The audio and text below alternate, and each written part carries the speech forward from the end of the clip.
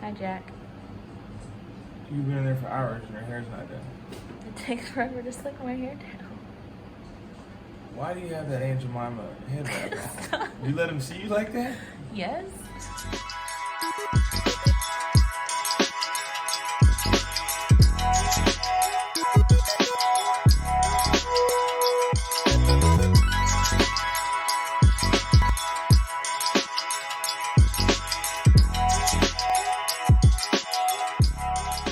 Hey you guys, and welcome back to my channel.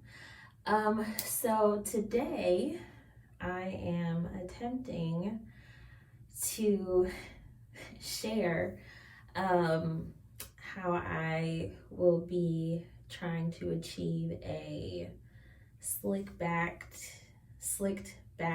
ponytail braid situation using this.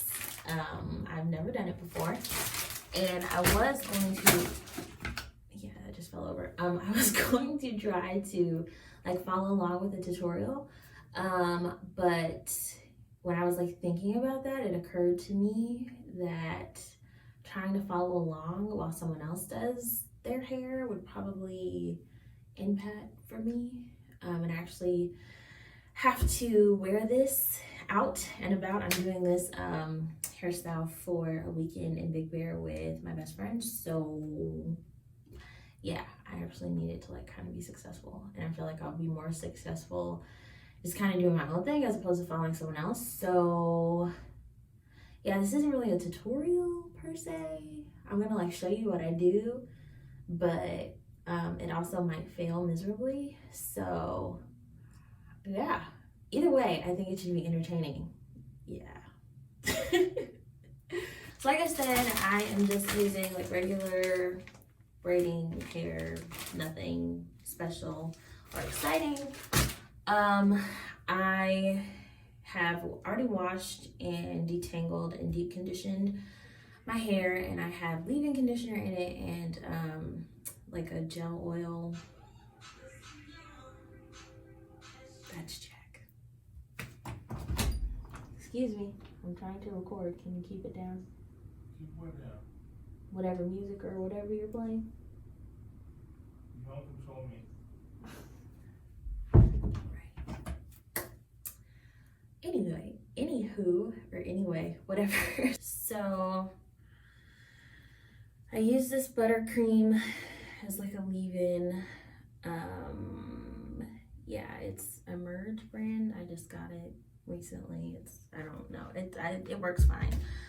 And this Shea Moisture stuff. Right, so I'm not like this like beauty YouTuber who like knows all the products and all that stuff. Like, I just do what I feel kind of works for me. So please don't judge me like super harshly, because I mean, I'm not trying to tell anybody else what to do. I'm just sharing what I do and what works for me. It's probably not right by technical standards, but it works. So just go with it, okay? So this was supposed to be the part where I told you what products I used, but it took a really long time, so I'm just going to put that information in the description box. And then here I'm just, I guess, trying to kind of explain what I'm doing, which is basically using a product called Hair Snot by Creme of Nature, and using that with like, I guess, kind of like a paddle brush that smooths. I don't really know how to explain it, and I don't remember what brand the brush is, but using that just to kind of like smooth my hair, and then using just like a regular stiff bristled beauty supply store brush to lay my hair even more flat, and then putting that into a ponytail and braiding the rest of my hair, and using that smoothing brush just to kind of smooth my hair out a little bit more. Yeah, so I was supposed to like be explaining that in this part, but that kind of didn't really work out. So yeah, and then Jack was also making noise, and I'm telling him to be quiet again. So yeah, this is a bit of a fail, but that's what's happening here.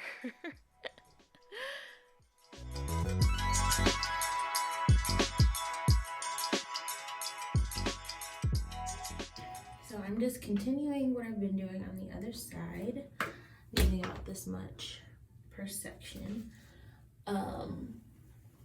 But what's been on my mind lately, and I could say it's women, but I think everyone probably deals with it in one way or another.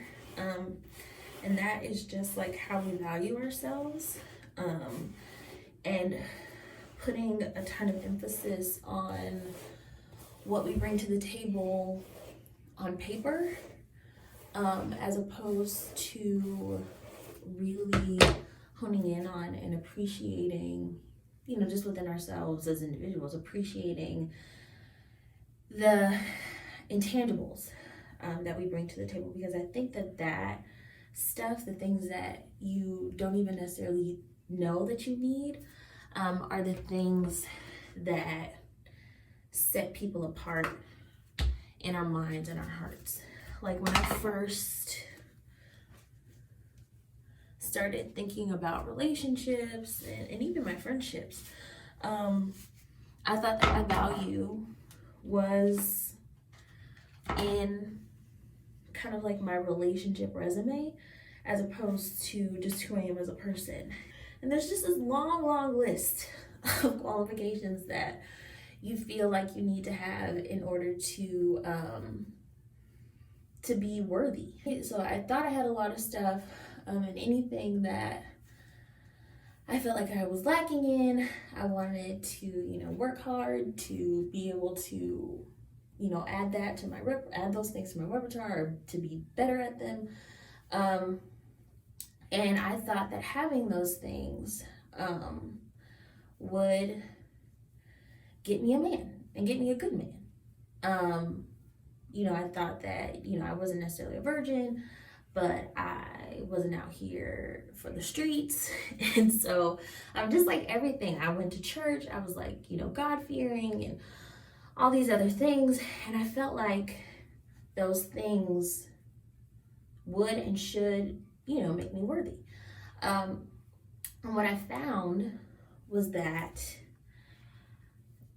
no matter what kind of man came into my life, and no matter what kind of man I thought I wanted or needed at a given time, because I was kind of leading with my resume in terms of even just like what I was presenting. It was like I wanted to present whoever I thought I needed to be in order to make this person like me and want me, as opposed to feeling confident and secure in who I was. And so, just to interject, I am now making my part. I'm gonna do a side part. So here I'm just explaining why I do a side part on the left side of my head. My left side is my good side, my right side is terrible, and so that's why I part on the left side of my head. Where was I? Oh yeah.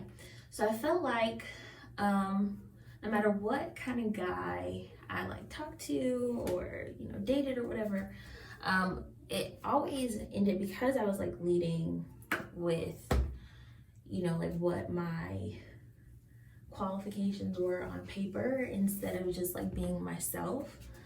I felt like guys would like the idea of me, but then like once they got to know me, it was like, yeah, like she has all these great things, but then, you know, she's also like a human being, and she has feelings and opinions and thoughts. And you know, do I really want all the good things, and do I really want all the, you know, real life stuff that comes with the stuff that I want on paper?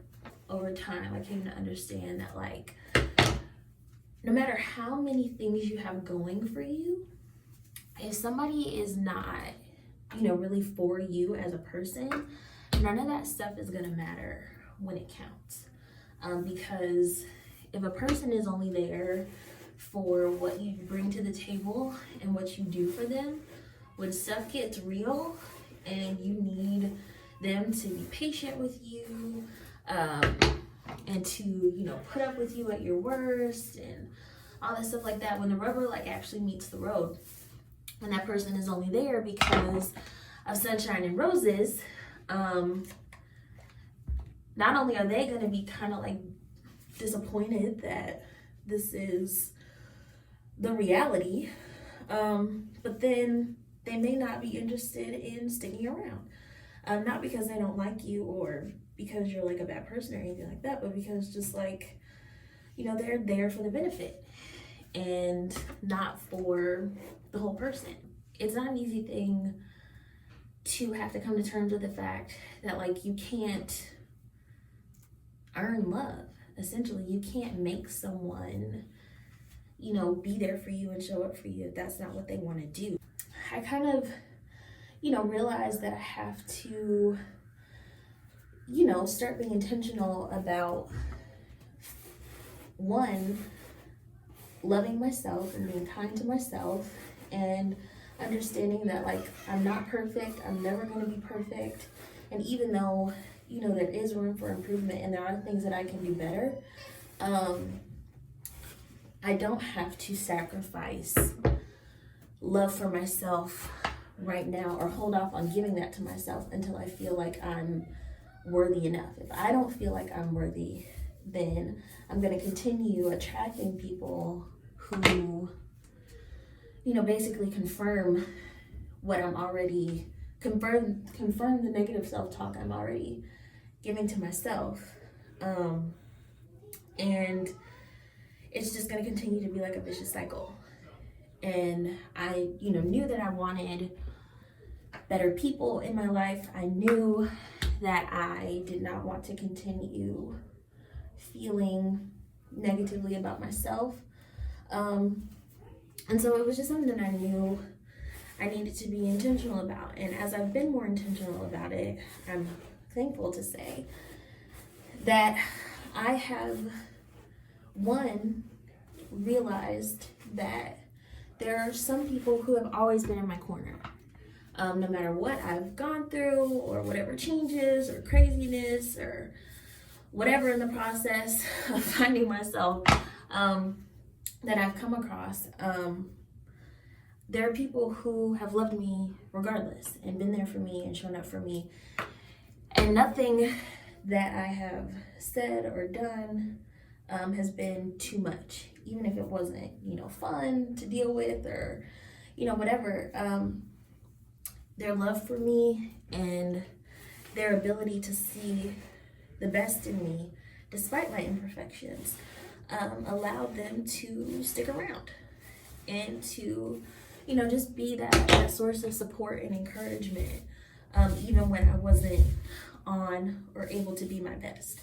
And then the other thing it did was it kind of put my other relationships into perspective.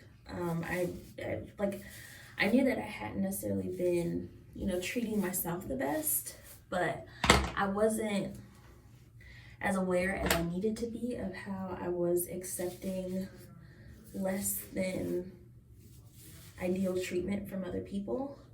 And it also helped me come to terms with the fact that I'm not for everyone and everyone isn't for me, and that's okay.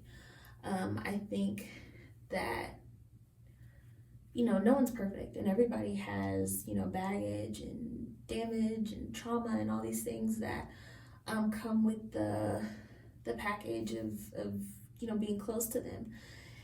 And there are some people who, you know, you can deal with their baggage, and so you can be close to them and accept what comes with the territory of that. But then there are other people who, you know, no matter how much you care about them or love them, just who they are and what they have going on, it doesn't allow you to be close to them. And it doesn't mean that they're a bad person. It doesn't mean that you're a bad person.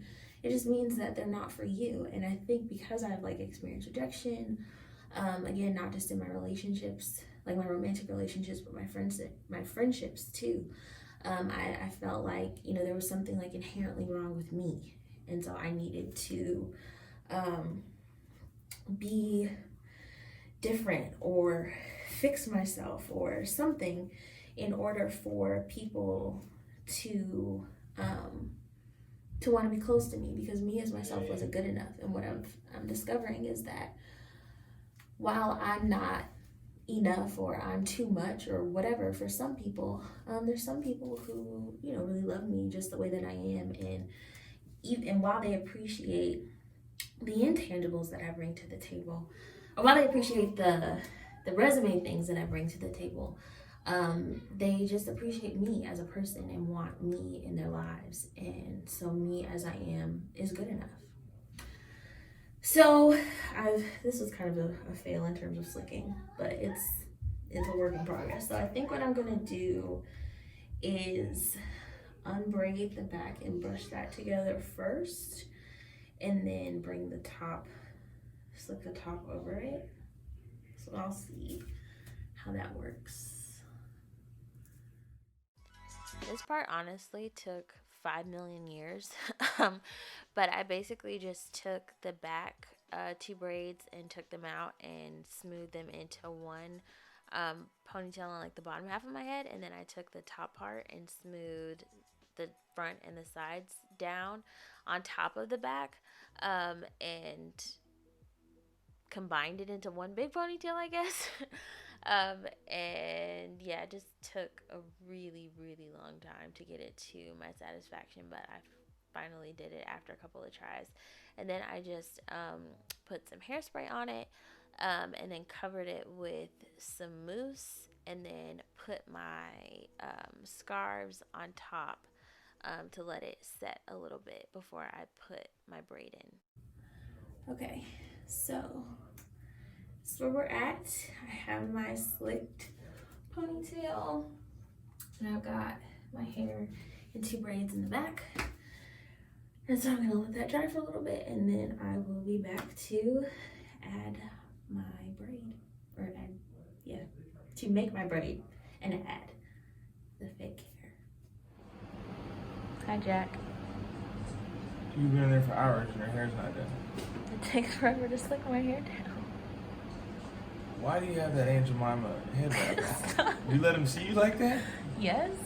No, that's not a bad headband. Did you wash it? It looks cleaner than usual. I haven't washed it recently, but you need seasoning. Everybody knows you can't have a perfectly clean head wrap and expect it to work. Well, then why does it take so long to slick your hair back?